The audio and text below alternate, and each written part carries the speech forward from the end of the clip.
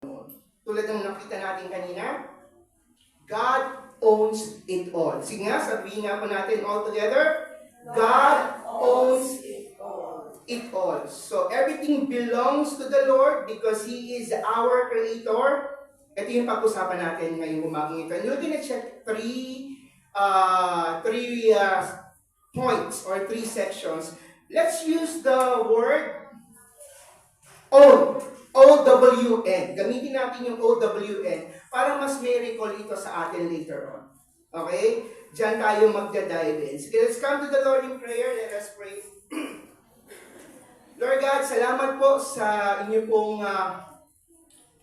patuloy pong pagkilos sa aming kalagitnaan. Ang aming pong panalangin, Lord God, ang aming pong mga puso ay maging matabang lupa, Lord God, sa pagtanggap po ng inyong salita. Give us eyes to see, ears, Lord God, to listen and hear your word, and hands, Lord God, that we're gonna put all of these things into action, Panginoon. Be with us, O Holy Spirit, work in our midst, and we bind all the forces of evil, Panginoon, at hayaan niyo pumahayag in our midst patuloy.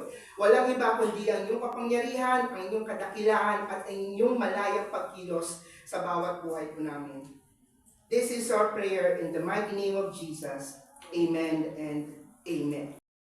Yan ay belongs kanino? Siya ang lumikha niyan, siya ang nabigyan niyan, therefore we are stewards. And the Master, or God, is expecting us to manage it faithfully for His purpose. There you go. Pangalawa, at ito yung pangatlo. Sige nga, ano po yung muna natin? Letter O? Ownership belongs to God. Then W, we are stewards. We are not the owner.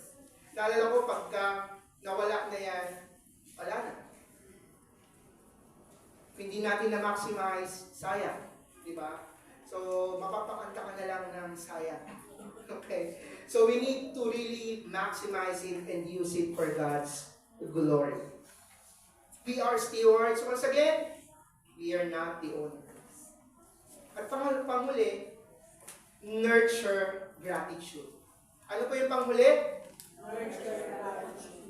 Tingnan niyo po yung progression, no? Since everything belongs to God, wala tayong pagmamayari at all, anything that we have, makitong suot natin, di ba? Yung air na binibreathe natin, anuman ang nasa possession mo ngayon, it belongs to the Lord. At tayo ay stewards lamang. Therefore, since tayo ay stewards, why not develop in your heart gratitude, thankfulness to the Lord? Aba, hindi lahat nabibigyan ng magandang trabaho. Hindi lahat nagsusuot ng mga ganyang damit. Di ba? Hindi lahat nabibigyan ng privileges na meron ka ngayon. So why not cultivate in your heart, Lord, salamat.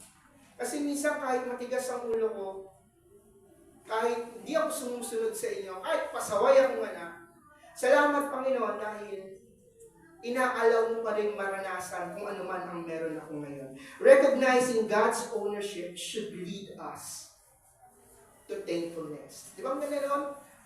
Recognizing God's ownership should lead us to thankfulness. A heart that is full of gratitude sa Panginoon. James 1:17, ito ang sabi ni Santiago, sabi niya, ang lahat ng mabuti at ganap na kaloob ay buhat kanino? Buhat sa Diyos mula sa Ama na lumikha ng mga tanglaw sa kalangitan.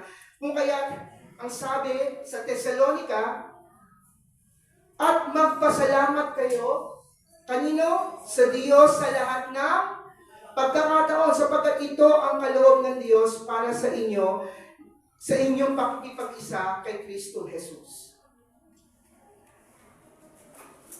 Thankfulness. Simply because, maliban sa tatlong bagay na meron ka ngayon that you are grateful to the Lord, alam kong marami pa. At marapat lamang na mag-overflow yung puso natin sa pasasalamat din sa ating Panginoong Diyos.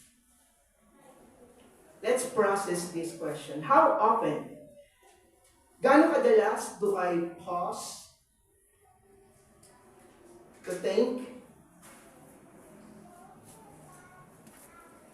God for His blessings?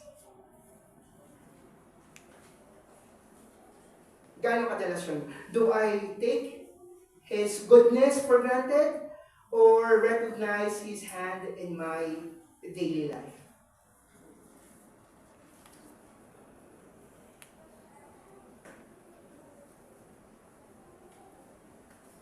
And how are we going to live this out?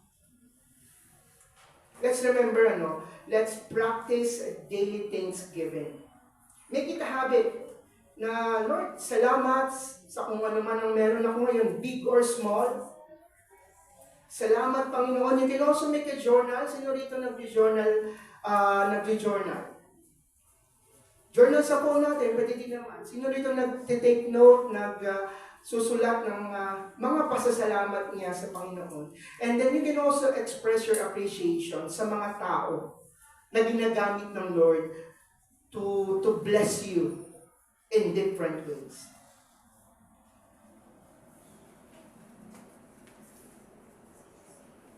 Own it. Own it in a sense na ano man ang meron ako, Panginoon, I'm gonna own it simply because ano yung letter O po natin? Ownership belongs to you. Hindi ako ang may-ari.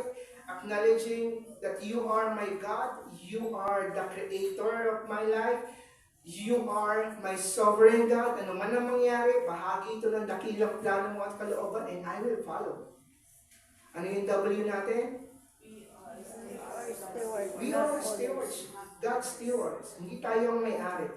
And the best response sa katotohanan na ito is that for us to be responsible enough, to be faithful sa kung ano man ang pinagkatiwala sa atin ng Panginoon. At panghuli, let's have a heart that is full of gratitude. Let's have a heart, a life na punong-puno ng pasasalamat sa Diyos dahil hindi man ikaw ang may-ari, alam mong ikaw ay manager lamang na kung ano man ang meron ka. Why not, Lord? Salamat. Kasi hindi lahat ng taong mayroon ang mayroon ako ngayon. Hindi lahat ng tao nabibigyan ng mga second chances. Hindi lahat ng tao may ganito kung ano man ang meron ako. So why not express your gratefulness sa ating Panginoon? And if we're gonna go and make this, kung i-coin natin ito for us to be reminded parating ito each and every day, let's read it all together. God owns everything. Realize His control, care for His gifts, and be thankful daily. Live as a steward, giving God the credit He deserves. Ang panalangin ko po as I reflect on this, makita po natin lahat that indeed, everything belongs to the Lord. And we are managers kung ano man ang meron tayo. At sa bawat pagkakataon, sa bawat hininga, sa bawat minuto, segundo na meron tayo sa buhay na ito, let's be thankful to the Lord. Let's have that kind of, alam niyo po yung puso nag-uumapaw sa gratefulness, nag-uumapaw sa pasasalamat, and it echoes. And people will gonna see and know kung anong meron ka. And they'll be interested, anong meron ka? And that's the time that you can share Jesus Christ as your light and Savior sa mundong ito na patuloy na dumidilim. Let's come to the Lord in prayer.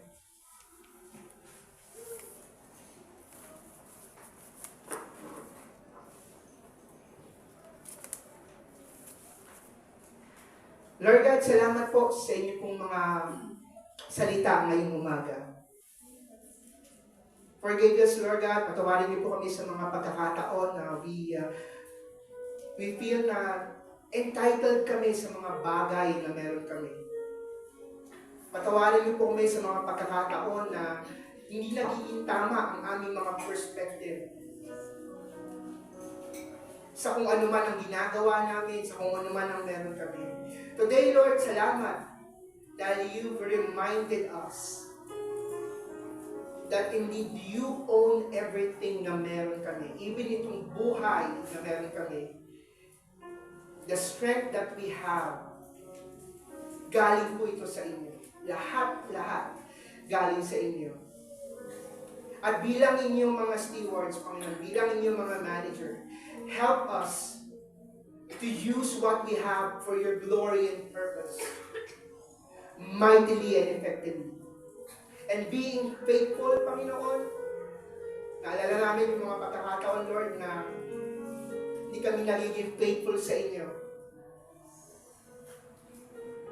Pero ikaw, Lord, sa kabila ng mga katigasan ng ulo namin at mga pagkukulang, nananatili kang tapat sa amin.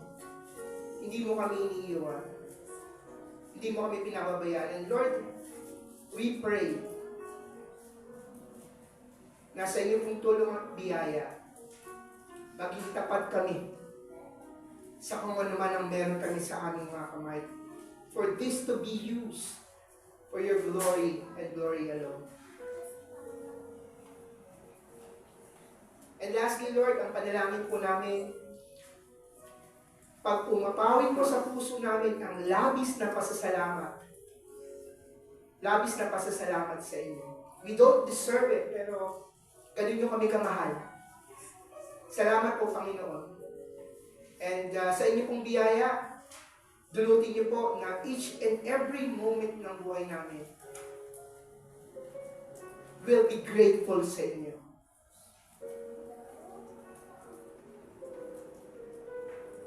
Make our life a picture, Panginoon, ng punong-puno ng gratitude sa inyo. Thank you, Lord God, for your words today. Huwag niyo pong hayaang mabaliwala ang mga narinig namin, kundi ma-apply po namin ito sa buhay namin. And moving forward, mas iba-value namin, mas i-honor, papahalagahan namin kung ano man ang meron kami, simply because malaki man ito, maliit, simply because this is yours at hindi sa amin. Salamat, Panginoon, sa inyo pong mga salita. Salamat, Panginoon, sa inyo pong malayang pagkilos in our midst. Let us shine continually, Panginoon, and brightly for your glory. This is our prayer. In Christ's name we pray. Amen.